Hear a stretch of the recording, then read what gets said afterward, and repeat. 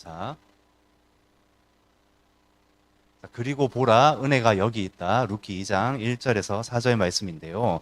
우리가 한번 살펴봤으면 좋겠어요. 저번 주 말씀으로 돌아가는 주제로 1장 1절부터 2장 3절까지 했는데, 루키서의 배경은 사사 시대라고 말씀을 드렸습니다.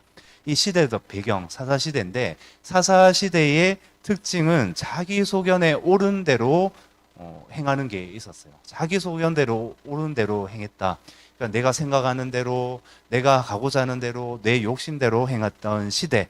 어쩌면 이 성경 전체에서 가장 악하고 음란하고 가장 그 하나님 보실 때에 가증한 시대가 사사 시대가 아닌가 이런 생각을 많이 했어요. 그래서 이때에 흉년이 들었어요. 흉년이 들어서 엘리멜렉이라는 사람이 아내와 두 아들을 데리고 모압 땅으로 갔습니다. 환경을 쫓아서 갔다고 말씀을 드렸어요. 그래서 우리가 말씀을 쫓아가야 되잖아요. 우리 장로님 아까 거룩한 자랑을 하셨는데 자주 이런 소리를 들었으면 좋겠습니다. 우리가 서로 이렇게 우리 공동체는 사랑이 넘치기 때문에 자랑을 해도 그것을 시기하고 질투하지 않습니다. 아, 나도 해야지. 아까 권사님도 말씀하시고 자주 이렇게 나눔으로써 서로 이제 시너지 효과가 있는 것이죠. 나도 말씀해야지, 읽어야지.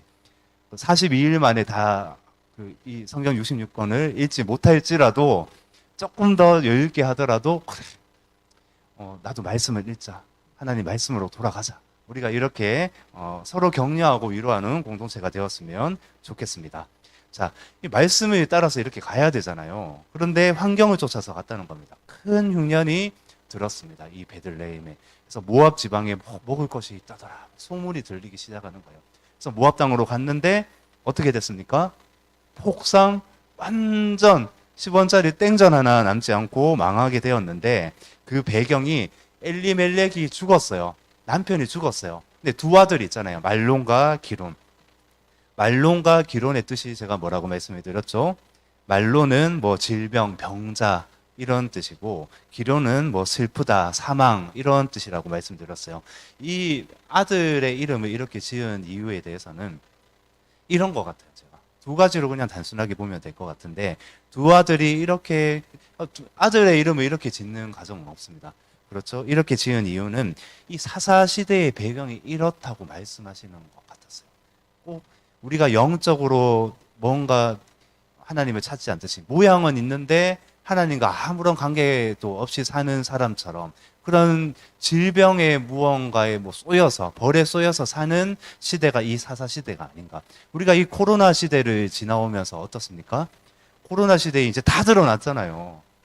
요즘 사실 교회 코로나 시대에 대면 예배가 중단이 될 때가 길어졌습니다.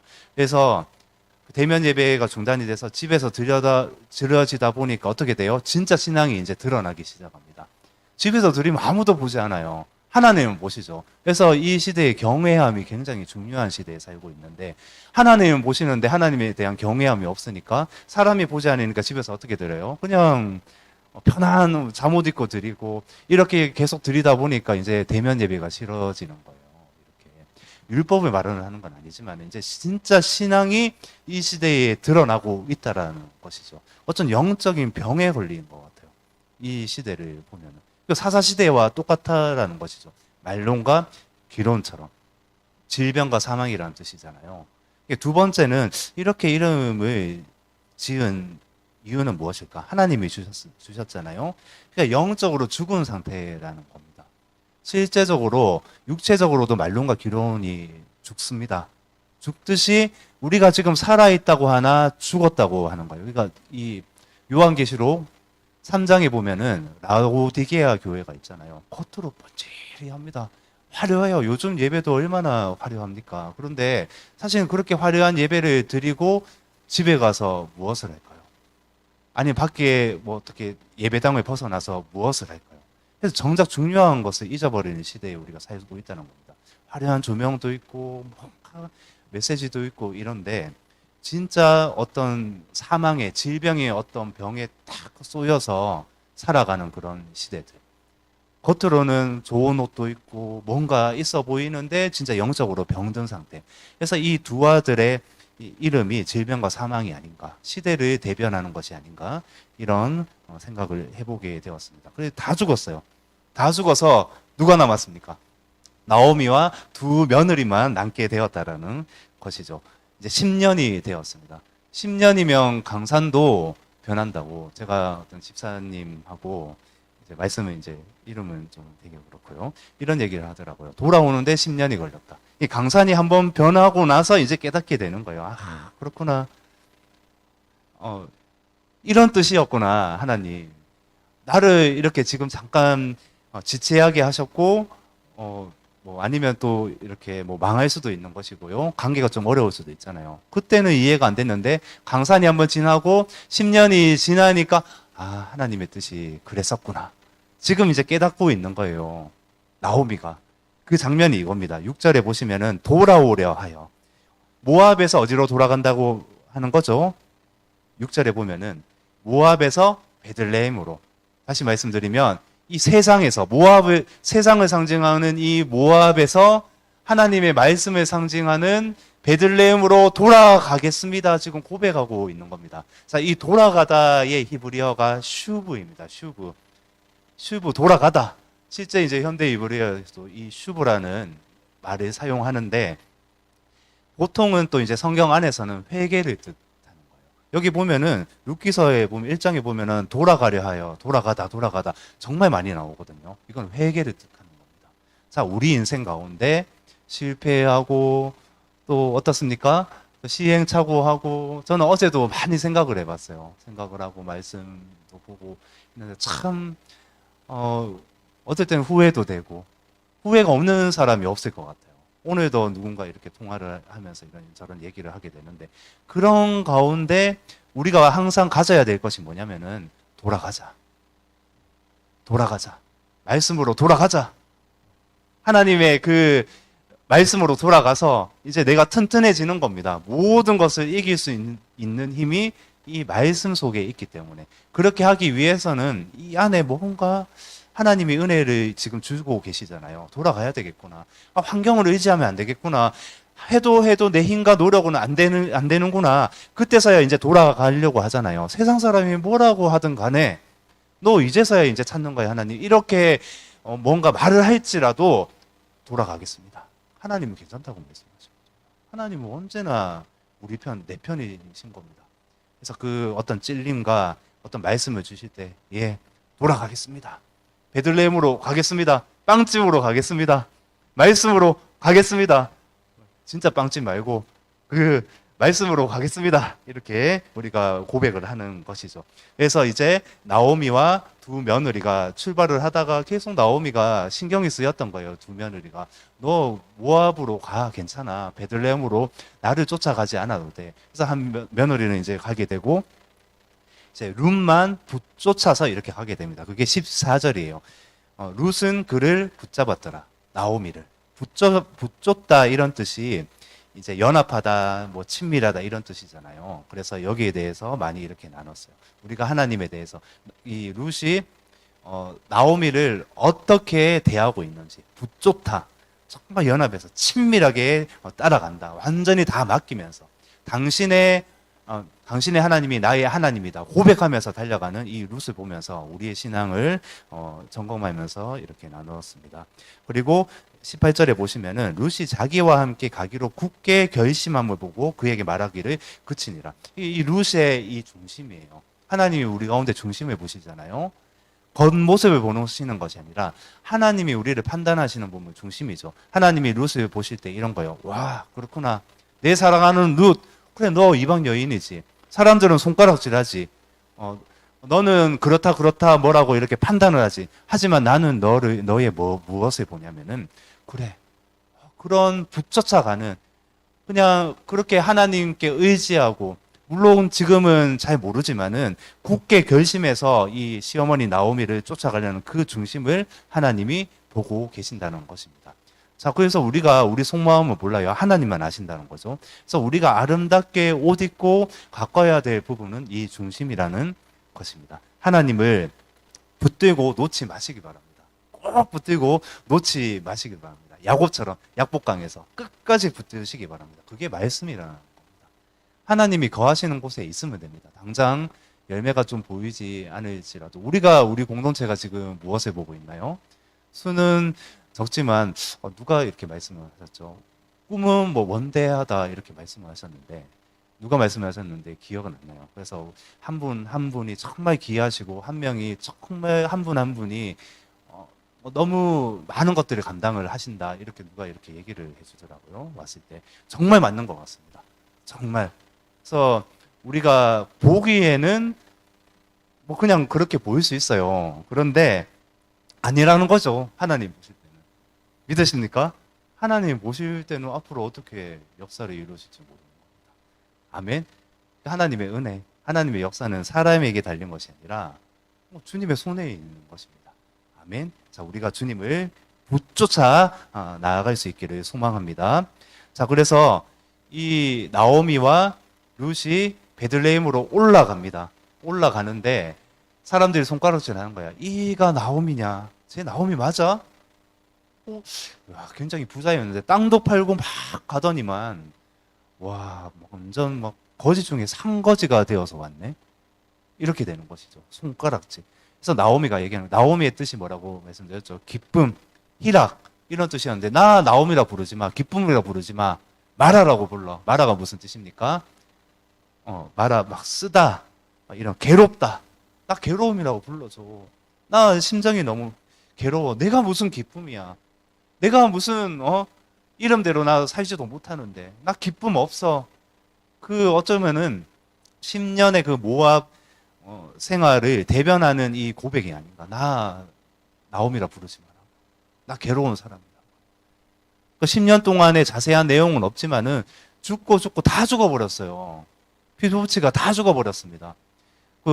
다음 주 아니면 이렇게 나누게 되겠지만 기원 부를자나 그러니까 완전 폭삭 망한 이 가문을 살려줄 수 있는 한 가지 방법은 이 기원 부를자를 찾는 것밖에 없습니다. 그래서 다음 주에 이렇게 나누게 될 건데요. 오늘은 다른 은혜를 나눴으면 좋겠는데요. 그러니까 너무 괴로운 거예요. 일어설 수 있는 방법이 없어요. 이제 다른 방법이 없다라는 겁니다. 마태복음 6장에 보면은 심령이 가난한 자는 복이 있나니 천국이 저희 것입니다. 이렇습니다. 영이 가난한 자라고 말씀을 드렸잖아요. 하나님 없이는, 하나님의 도움 없이는 절대 설 수 없는 상태. 지금은 우리가 이래요. 저도 이제 보면은 내 힘으로 밥을 먹을 수가 있잖아요. 근데 이 심령이 가난하다는 것은 내 힘으로도 밥을 먹을 수 없는 상태를 말을 하는 겁니다. 절대 이 상황에서 가난해서 벗어날 수 없는 상태. 지금 이 나오미가 그런 상태입니다. 룻이 그런 상태예요. 근데 누군가 건져내지 아니하시면은 일어설 수 없는 상태. 그래서 하나님이 누구를 붙여주시죠? 보아스를 붙여주신다는 겁니다. 보아스. 그래서 2장 1절에 보시면 나오미의 남편 엘리멜렉의 친족으로 유력한 자가 있으니 그의 이름은 보아스라. 용사 중에 용사. 최고로 힘이 센 분. 이 유력한 자로 이렇게 말을 하고 있는데 이 깁보르라는 말인데 이 굉장히 많이 사용이 됩니다. 최고 용사 중에 용사. 힘이 센 뭔가를 표현할 때 이런 표현을 많이 하는데 이 유력한 자라는 것은 힘이 센 자 중에서도 더 센 자, 최고 센 자. 씨름 선수처럼 힘이 센 것이 아니라 이런 거예요. 모든 것들을 해결할 수 있는. 누구십니까 도대체? 한 번에 해결할 수 있는. 우리 주 예수 그리스도를 예표를 하잖아요. 근데 실제적으로 이 보아스를 만나게 되는데, 자, 제가 나눴던 것은 오늘은 이제 간단하게 하고 우리가 기도를 할 건데요. 이 3절에 보면은 룻이 가서 베는 자를 따라 밭에서 이삭을 줍는데 우연히 엘리멜렉의 친족 보아스에게 속한 밭에 이르렀더라. 사실 여기까지 제가 나눴어요. 근데 그 다음 절도 굉장히 중요합니다. 그래서 3절부터 이렇게 나누면 우연히 엘리멜렉의 친족 보아스에게 속한 밭에 이르렀다. 자, 우리 여기 권사님, 장로님 여기 우연히 오셨습니까? 어떻게 오셨습니까? 하나님 은혜를 따라 오셨습니까? 사실 잘 모르겠죠. 나는 내가 움직인 것 같은데 내 세포가 머리가 작용을 해서 내 이성이 작용해서 내가 움직였지. 뭘 하나님이 하셔? 내가 하셨지. 이렇지 않나요? 보통은. 자, 그래서 이제 우리가 깨어 있다 보면은 또 기도를 하다 보면 말씀을 읽고 깊이 묵상을 하다 보면 이제 알게 되는 거. 하나님이 나를 인도하고 계시는구나. 나중에도 고백하잖아요.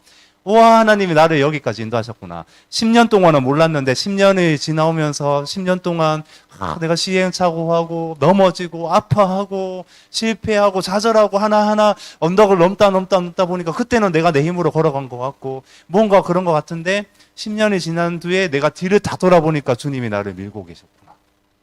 이걸 알게 된다는 겁니다. 우리 알 수 없어요, 사실. 이 한 걸음 한 걸음 누가 인도하실까요? 주님. 내가 걸어가는 거죠, 사실. 아닙니다. 근데 자, 숨을 지금 쉬고 있는데 숨을 쉬게 하시는 그 은혜를 주시는 분이 누구라는 거죠. 우리 이거 알면은 너무너무 이게 막 감격스러워요. 기쁩니다. 이렇게. 그러니까 이 하나하나 우리를 존재하게 만드시는 분. 그분이 누구시라는 거죠. 예수 그리스도. 그래서 아까 기도를 할 때도 오직 예수라는 겁니다. 우리 삶에서 이 예수님 빼면은 아무것도 없다라는 겁니다. 자, 더 나아가서 이들이 엘리멜렉이 처음부터 사실은 하나님이 원하시는 곳에 있어야 됐어요. 원하시는. 누군가 이렇게 대화를 하면서 하나님의 뜻이 무엇인가?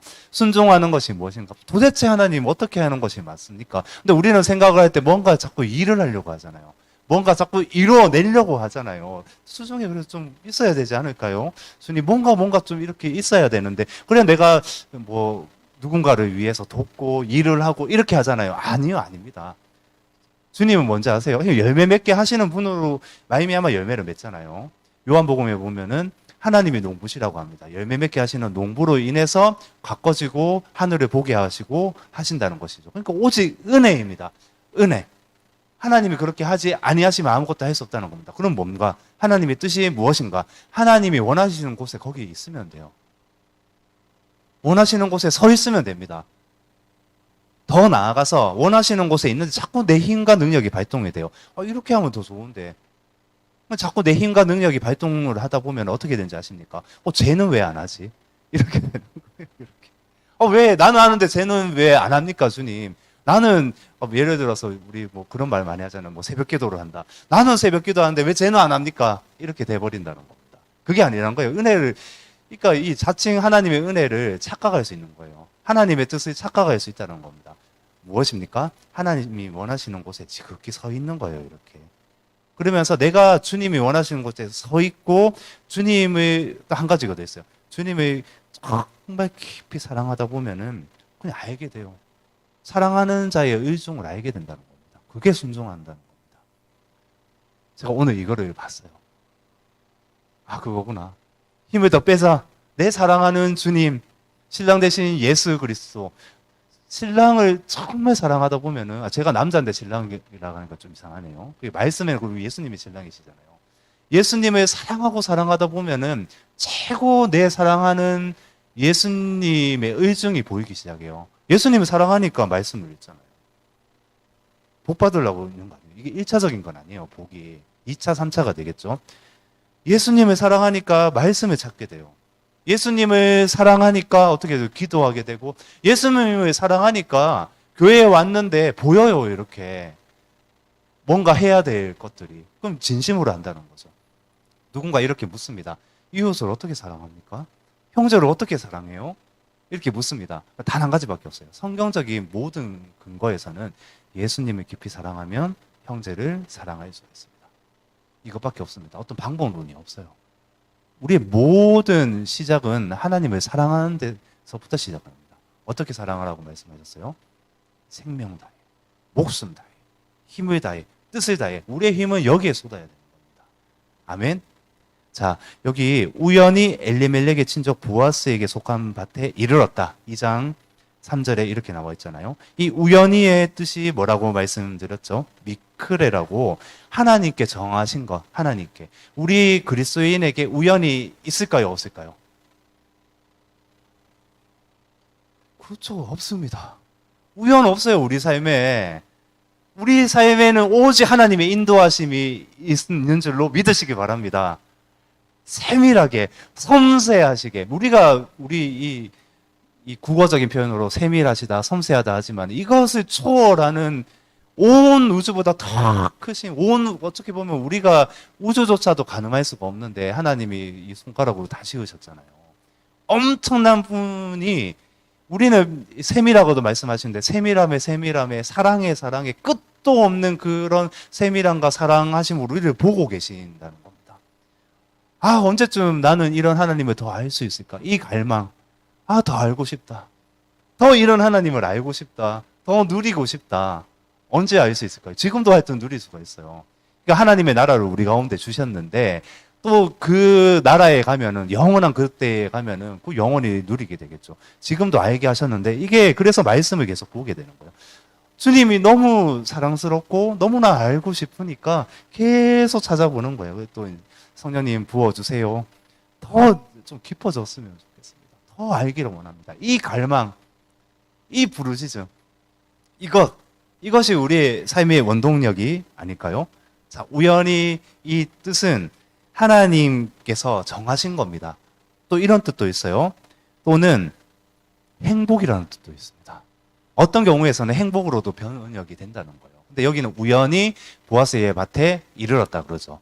근데 하나님께서 정하신 것. 자, 이 룻은 정확하게 지금 하나님의 인도를 받고 있습니다. 하나님이 정하신 것.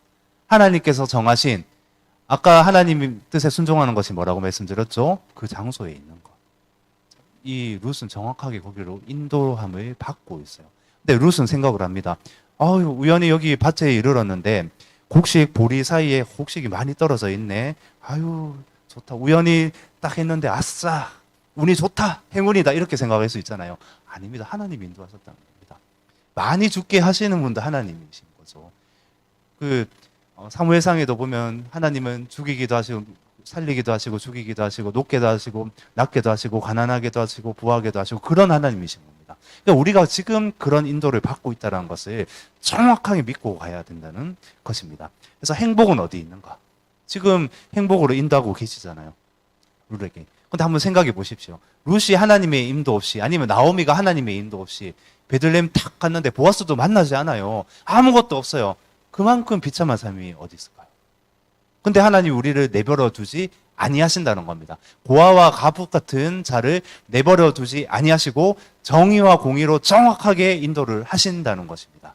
아멘. 자, 우연히 도착을 했는데 이것은 하나님이 만남의 축복을 주시는 거예요. 첫 번째는 만나야 될 사람을 만나게 하셔서 하나님 먹고 살게 할 뿐만 아니라 더 궁극적으로, 이거 다음에 또 나누겠지만은, 이 룻이 귀여운 무를자를 만났잖아요. 지금 꿈에도 생각하지 못하고 있어요. 보아스가 귀여운 무를자인지, 자기 남편이 될 자인지, 나오미의 그 가상 기업을 이을 자인지 지금 꿈에도 생각하지 못하고 있는데, 자꾸 그래, 여기 보아스의 밭에 도착을 했는데 뭐 그저 그렇게 먹고 살게 해주네, 와, 많이 형편을 생각해 해주네, 이 정도로 생각을 했을 것인데 나중에 깨닫지 않았을까요? 지금도 알고 있겠죠. 자, 그래서 이 룻을 통해서 예수 그리스도가 나오신다는 겁니다. 이 은혜, 이 간격 생각을 했겠어요? 나를 통해서 하나님이 이렇게 나를 사용하신다는 거야? 어떤 자존감 낮은 뭐 청년이든 누군가는 꿈에도 생각하지 못하겠죠. 나 같은 자가 뭘 하겠어? 나는 능력도 없고 돈도 없고 뭐도 없고 이렇게 사회에 소외받은 자들이 왜 없겠어요? 그렇잖아요. 근데 하나님의 방법은 이렇게 낮고 낮은 자를 언제든지 일으키셔서 들어 올리셔서 언제든지 사용하실 수 있는 분이 하나님이시라는 것입니다. 아멘? 모르는 거예요, 그거는. 이 사사시대에도 보면 가장 겁쟁이, 가장 겁이 많고 그런 사사가 누구였죠? 기드온. 기드온은 형체만 보면은 숨어서 몰래 이렇게 양식을 가지고 와서 집안에서 이렇게 막 작업하면서 먹고 숨어서 막 두려워 떨고 하던 자가 기드온이었잖아요. 근데 하나님이 기드온을 세우십니다. 누가 알겠어요, 하나님의 방법을? 누가 알겠어요, 우리 하나님이 어떻게 사용을 하실지, 교회를? 그렇잖아요. 나 자신은 능력이 없지만은 깃보로 대신 유력한 자이신 이 주님이 나를 사용하시겠다고 하면은, 어떤 공동체를 사용하시겠다고 하면은 그건 일어나는 겁니다. 아멘? 하나님이 하시겠다는데 그거 누가 막겠습니까? 그렇죠? 근데 우리 가운데 그래서 앞으로 이것을 믿으시기 바랍니다. 우연히는 없다. 하나님이 만남의 축복을 주실 것이다. 아멘. 근데 단지 그 인도하실 때에 우리가 또 돌이키는 마음으로 돌아갔다 그러잖아요. 우리가 어떤 마음속에 기도하거나 결심하는 게 있으실 거예요. 그걸 변치 않으시기 바랍니다. 예수님이 주셨다면 그 변치 않고 계속 그것을 가지고 달려가시기 바랍니다. 어떤 경우에는 그 장소로 향해서, 어떤 경우에는 한 영혼을 위해서, 어떤 하나하나 주신 마음에 대해서 결코 변치 마시고 말씀으로 돌아가시지 끝까지 붙쫓아 나아가시는 여러분들 되시기를 바랍니다. 자, 4절에 보시면, 그래서 마침 보아스가 베들레헴에서부터 와서 베는 자들에게 이르되 여호와께서 너희와 함께 하시기를 원하노라 하니 그들이 대답하되 여호와께서 당신에게 복 주시기를 원하나이다 하니라. 또 여기 보면 보세요. 우연히 보아스의 밭에 도착했는데 마침 누가 왔다고요? 보아스가 왔어요. 참 이게 재밌죠, 성경이. 근데 우연히 왔는데 마침 왔다. 재밌지 않습니까? 마침 이게 또 뜻이 기가 막힙니다. 뭐냐면은 왜 힘내라고 이게 접속사와 이제 감탄사가 합쳐졌어요. 그리고 보라. 오늘 제목입니다. 그리고 보라. 은혜가 여기 있다는 제가 이렇게 넣어봤어요. 그리고 보라는 거예요. 누구를 보라는 겁니까? 자, 우리가 룻이라고 생각하고 이 감탄하면서 이렇게 말씀하시는 것 같아요. 지금 보면은 마침 보아스가 왔다. 룻이 도착을 했는데 우연히 도착을 했는데 정확한 때에 우리가 하나님이 이른 비와 늦은 비를 주시듯이 정확하게 우리 삶 가운데 그 비를 내려주신다는 것, 은혜의 단비를 내려주신다는 것을 우리가 믿고 있잖아요. 자, 지금 보세요. 정확하게 나는 우연이라고 생각했는데 룻은 우연이라고 생각을 했는데 지금 정확하게 보아스가 마침 왔대요. 그래서 이것을 보면은 그리고 보라는 겁니다. 하나님의 은혜를. 우리 가운데 말씀하시는 거예요. 우리 가운데. 어떤 인생을 살았든, 네가 지금 어떤 생각을 하고 있니? 어떤 기도를 하고 있니? 어떤 뭐 가정에 대해서, 자녀에 대해서, 뭐 사업에 대해서, 신앙에 대해서, 그래, 괜찮다. 괜찮아. 그렇지만 보라. 하나님의 은혜를. 이렇게 말씀을 하시는 겁니다. 나는 내 이성이 발동을 하고 어떻게 해서 참 뭔가 세상적인 것, 내 어떤 낮은 자존감 이렇게 살아가더라도 아니에요. 하나님 말씀하시는 것은 계속 보라는 겁니다. 그 은혜를. 여기 있다. 여기 있다. 그거 알고 있니? 내가 너를 위해서 정확한 때를 지금 정해놓은 것을 알고 있느냐 말씀을 하고 계시는 겁니다. 그래서 더 이상 너의 힘과 의지를 사용하지 않았으면 좋겠단다. 사랑하는 아무개야. 이렇게 말씀을 하시는 것이죠. 그래서 보라는 것입니다. 자, 우리 삶에 그래서 하나님이 반드시 환경적으로 돌파할 수 있도록 이겨낼 수 있도록 하나님이 계속 말씀을 하고 계십니다. 보아스를 준비하듯이 우리가 어떠한 어려움을 이겨냈었고 이제는 하나님의 그 때를 바라보면서 기뻐하면서 달려가기를 원하십니다. 정확하게 우리는 언젠지 몰라요. 그래서 믿음이 필요한데 반드시 내가 소망하는 것, 반드시 하나님이 최고의 어떤 선물을 푸시듯이 그때를 반드시 정해 놓으셨다. 보아스 같은 만남의 축복을 주시든 아니면 뭔가 하나하나 되어질 것이 되어지든 하나님이 반드시 그 환경을 여실 수 있도록 어떤 어려운 관계가 있다면 또 풀어지듯이 뭔가가 반드시 풀어질 수 있도록 하나님이 그때를 열어두고 계신다. 아멘? 이게 첫 번째입니다. 두 번째가 뭡니까? 그리고 보라, 우리 예수 그리스도이십니다. 예수 그리스도. 예수님이 정확한 때에 6월절에 십자가에서 달려 죽으셨어요. 그렇듯이 하나님은 정확한 시간표 안에서 움직이고 계신다. 아멘? 예수 그리스도를 바라보라 말씀을 하고 계십니다. 강조하고 계시잖아요. 감탄과 접속사를 함께 사용해서 마침이라고 했지만 그리고 보라는 겁니다. 우리 가운데 말씀을 하시는 것입니다. 아멘. 자, 그래서 이 말씀을 정리를 하면은 자, 오늘 룻기 1장 1절부터 2장 4절까지 했습니다. 처음 더한 것은 2장 4절밖에 없어요. 그렇지만 우리가 우리 마음속에 중심 안에서 오늘 말씀하시고 시사하는 것이 굉장히 많은 줄로 믿습니다. 자, 그래서 이 말씀 안에 우리가 억지로 더할 수는 없어요. 항상 하나님의 은혜가 있어야 된다는 것이죠. 생각하는 것은 그래서 어떻게 해야 된다는 겁니까? 우리가 하나님께 물을 수 있잖아요. 그러니까 내가 지금 처한 환경에서 어떠한 하나님이 어떤 뭐 내가 잘못을 했든 아니면 하나님이 주시는 고난이든 어려움이든 그것은 이제 생각을 하는 거예요. 이렇게 아 그렇구나. 지금 이때가 내가 더욱더 베들레헴으로 돌아가듯이 말씀 안에 거해야 되는 때이구나. 그럼 어떻게 됩니까?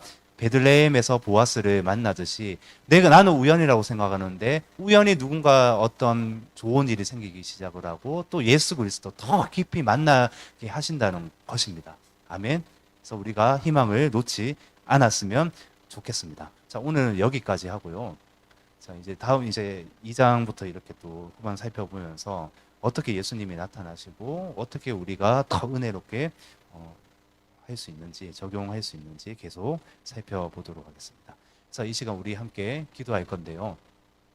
다른 거는 없는 것 같습니다. 그리고 보라고 말씀을 하십니다. 우리 삶에서 하나님 내 눈동자에서 내가 눈을 감았을 때도 정말 예수님만 볼 수 있다면 얼마나 좋을까요?